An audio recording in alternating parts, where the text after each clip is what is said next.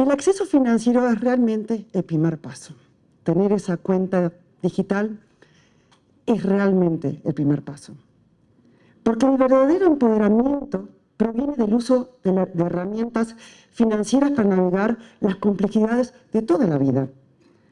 Y a pesar de nuestro progreso, demasiados colombianos aún enfrentan barreras para ahorrar, pedir prestado y asegurarse contra lo inesperado.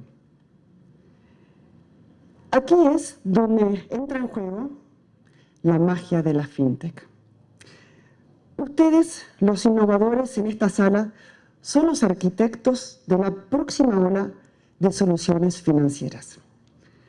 Su trabajo apoya a las pequeñas empresas, conecta comunidades rurales con los mercados globales y promueve la resiliencia climática.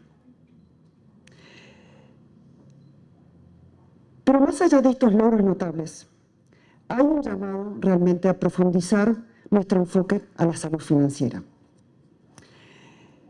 ¿Por qué?